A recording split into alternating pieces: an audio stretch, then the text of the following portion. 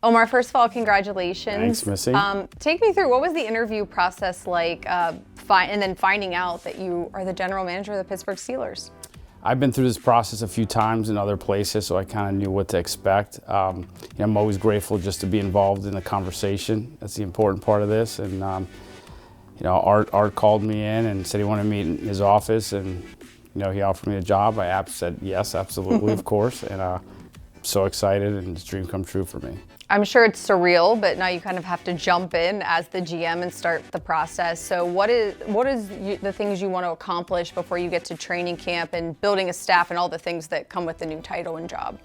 Yeah, I think number one for me right now is just putting my staff together. That's a fluid process and continues. And I'm really excited about the 90 men we have in that locker room, and I think we have a great future with that group. Obviously, if there's an opportunity to improve in certain areas, we will. But I'd say right now, putting my staff together is number one for me. You've worked very closely with head coach Mike Tomlin. Does your relationship have to change at all now that you are the GM, or does it stay the same? Oh, it stays the same. Mike and I have known each other for, I think it's 16 years now. We have a great relationship, and that makes this job fun. Replacing Kevin Colbert here for over 2 decades. We all know, what he was able to accomplish here. Is there pressure with that? I wouldn't say there's pressure. I mean, you don't really replace Kevin.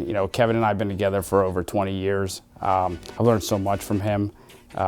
He's great lessons, and I'm really just gonna build on what he has taught me, and then put some ideas that I have in place that I think will help us out and just move forward. What's something that you learned from Kevin that you'll kind of keep with you over your time working with him? The approach here has always been you build around the draft, and that's not going to change here. Obviously, I have some ideas that I'm going to put in place, but that approach will never change. The other thing he always said is, when Joe Green speaks, you listen, and I'm always going to remember that. Yeah. When in your career did you say, okay, you know what, I want to be a GM? You've obviously interviewed before, but was there like an aha moment for you?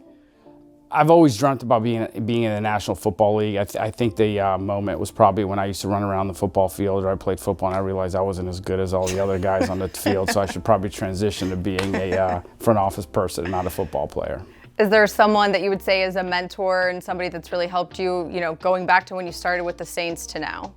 My parents have always been the biggest influence in my life. They've been my rock, and to this day, the two hardest working people I've ever met, so I'd say my parents. What do you think are some of the qualities a successful GM has to have? That's a good question. I think you have to obviously be a good leader. You have to be able to communicate, listen, delegate. There's lots of qualities, but we could be here forever talking, but those are some key ones in my opinion. What does it mean for you personally, your family? You guys get to stay in Pittsburgh, your girls were born here.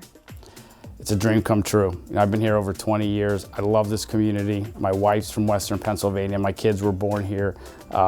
I've been part of the Steeler Nation for over 20 years, and it's exciting to know that I'm going to continue there. What do you think about the 2022 season and the team that you guys have, and knowing that there is a lot of change, especially on the offense? It's exciting. Coach and I have talked about how confident we are in the team we've assembled here, and we think the future's bright. All right, Omar, thanks for your time. Thanks, Missy.